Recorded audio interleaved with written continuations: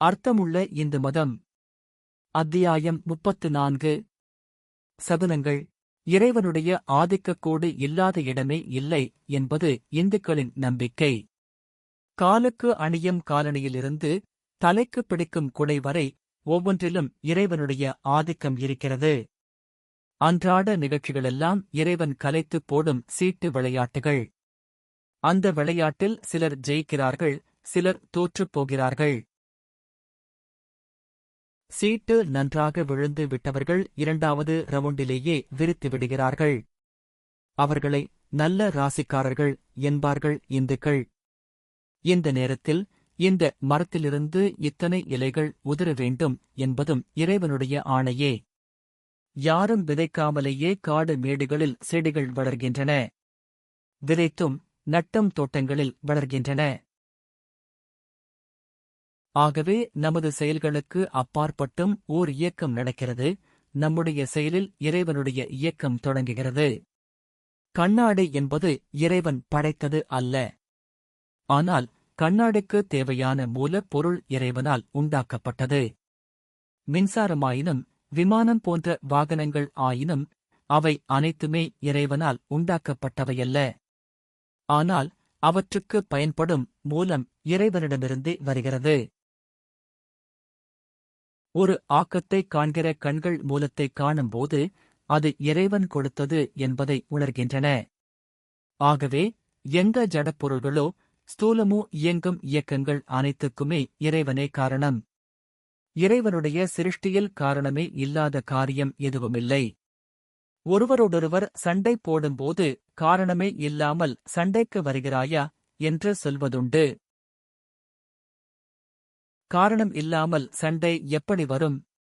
குறைந்தபட்சம் அவன் குடித்திருப்பான் அல்லது புத்தி புரண்டு போயிருக்கும். அதுதான் அங்கே காரணம். இறைவன் படைத்த இந்த பூமியில் ஒவ்வொரு அலுவலிலும் அவரது ஆதிக்கம் இருக்கிறது என்பதை அங்கிங்கனாதபடி எங்கும் பிரகாசமாய் இருப்பதாக இந்துக்கள் சொல்கிறார்கள். மூலத்தின் மூலமாய் முளைத்தெழுந்த லிங்கம் என்கிறார்கள். தோன்றுமிடம் எங்கும் ஜோதி பிழம்பானாய் என்கிறார்கள். அணுவில் அணுவாய் அமர்ந்திருக்கும் வித்து என்கிறார்கள். அனைத்துக்குமே அவன்தான் மூலம் என்பதால் ஆண்டவனை ஆதிமூலம் என்கிறார்கள். இந்துக்கள் குறிக்கும் இறைவனின் முதற்பெயரே ஆதிமூலம் தான். ஆதிக்கு அந்தம் உண்டு என்பதனால் அனாதி என்றும் அழைக்கிறார்கள். அந்தம் அவனுக்கு வராது என்பதால் அனந்தன் என்கிறார்கள்.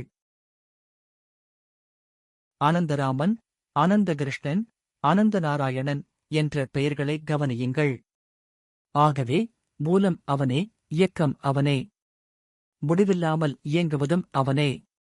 அந்த இயக்கம் ஒவ்வொன்றிலும் இருப்பதால் ஒவ்வொரு நிகழ்ச்சிக்கும் அர்த்தம் இருக்கிறது என்பது இந்துக்களின் நம்பிக்கை.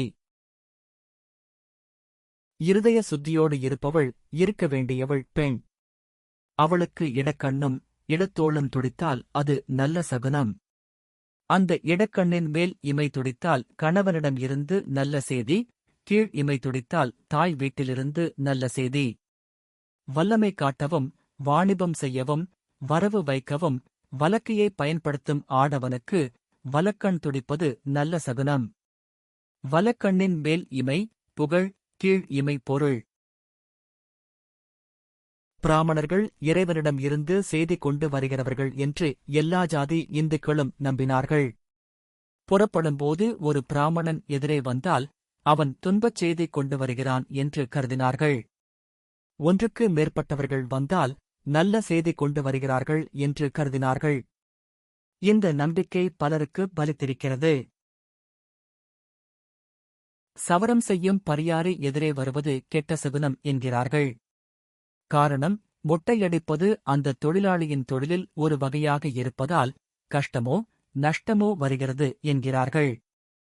அதே நேரத்தில் சலவை தொழிலாளியின் வருகையை நல்ல சகுனம் என்கிறார்கள். காரணம், அழுக்கு நீக்கி தூய்மைப்படுத்துவது அவன் தொழில். ஆகவே கவலை நீக்கி மகிழ்ச்சி தருவது அவன் வருகை. பார்க்குடம் எதிரே வந்தால் மங்கலம்.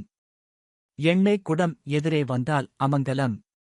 பால் புனிதமானது, பிறப்பிலிருந்து இறப்பு வரை பயன்படுவது. எண்ணெய் அமங்கலமானது, காரணம் அது எரிப்பதற்கு பயன்படுவது. அதுபோலவே விறகுச்சுமை வருவதும் அமங்கலம் என்கிறார்கள். சுமங்கலி, கர்ப்பஸ்திரீ எதிரே வருவதும் மங்கலம். விதவை எதிரே வருவது அமங்கலம். காரணங்கள் காட்சியிலேயே இருக்கின்றன, விளக்கம் தேவையில்லை. கழுதை கத்தினால் நல்ல சகுனம். காரணம் அது உறவைத் தேடிக் கத்துகிறது. காக்கை கரைந்தாலும் கழுதை கத்தினாலும் உறவு வருகிறது. பூனை வலமிருந்து இடமாகப் போனால் துன்பம் விலகுகிறது. கூட்டிப் பெருக்கும்போதோ ஒன்றை அப்பால் தள்ளும்போதோ வலமிருந்து இடமாகத்தானே தள்ளுகிறோம். அதுபோல் எழுதும்போது கோடு போடும் போதோ இடமிருந்து வலமாகப் போடுகிறோம். அதனால் பூனை இடமிருந்து வலமாகப் போனால் துன்பம் வருகிறது. காரணம் எழுத்திலே செலவம் எழுதலாம், வரவம் எழுதலாம், இல்லையா? மண ஓலையும் எழுதலாம், மரண ஓலையும் எழுதலாம், இல்லையா? இடமிருந்து வலம் எப்போதும் சந்தேகத்திற்கு உரியது. அதனால் யானை வலம் போனாலும் பூனை வலம் போகக் கூடாது என்பார்கள். நரி வலம் நல்லது என்பார்கள்.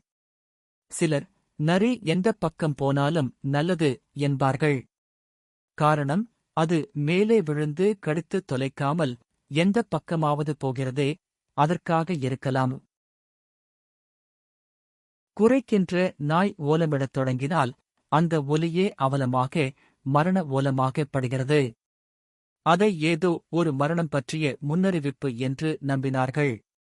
வாழ்க்கை முழுவதையும் மங்கலம், அமங்கலம் என்று பிரித்த இந்துக்கள் சகுனத்தையும் மங்கலம், அமங்கலம் என்று பிரித்தார்கள்.